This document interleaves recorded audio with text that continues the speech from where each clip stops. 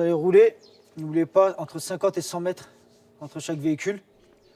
Ce matin-là, à Canjuers, ces militaires vont suivre une formation peu commune, la conduite de VBCI, des véhicules blindés de combat de l'infanterie.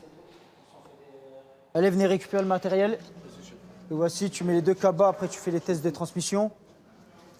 Tu équipes ce véhicule qui est juste derrière. Tiens, l'extincteur à l'avant. Des extincteurs, mais aussi des rétroviseurs installés de part et d'autre du blindé.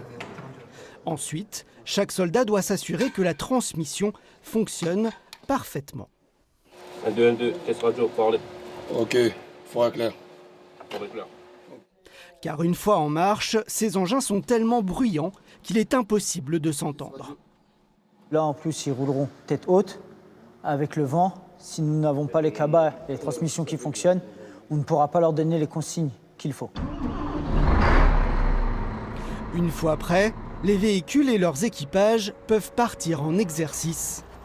Former les soldats à la conduite de blindés, mais aussi de chars d'assaut, c'est l'une des spécialités du camp militaire de Canjuers. Sur le site de Rangis, il dispose d'une piste de 3 km unique en France, une école de pilotage grandeur nature. C'est pas quand on arrive sur le virage qu'il faudra se demander est-ce que je passe en 2 ou je passe en 3. Chaque année, 1300 stagiaires viennent s'y former. C'est le cas du première classe Adrien. Originaire de l'école militaire de Saumur, il vient apprendre à piloter l'AMX-10RC, un char de combat de 15 tonnes et 280 chevaux sous le capot. Ok, je rappelle, on accélère à fond dans le virage pour que ça tourne. Il faut s'habituer au virage, à l'anticipation, prendre le gabarit en compte du véhicule. Mais une fois que tous ces paramètres sont pris en compte, tout se passe bien.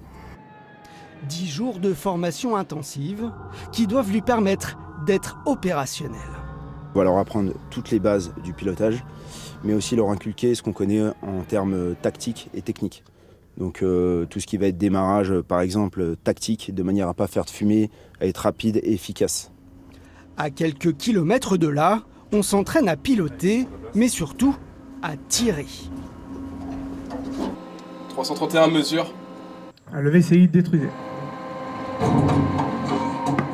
Dans ces simulateurs, les soldats vivent en temps réel l'expérience d'un combat. Des drôles de machines qui reproduisent l'intérieur d'un char et permettent de s'entraîner jour et nuit sur tout type de terrain, indéfiniment. On fait des économies de carburant, on fait des économies de munitions, de temps, puisque c'est beaucoup plus long à utiliser un engin qu'ici, on vient ici, c'est un bâtiment d'instruction, donc on rentre, on vient quand on veut, et puis on travaille autant de temps qu'on veut. Des simulateurs qui font la fierté du camp militaire de Canjuers et permettent de préparer au mieux les soldats à la réalité du terrain.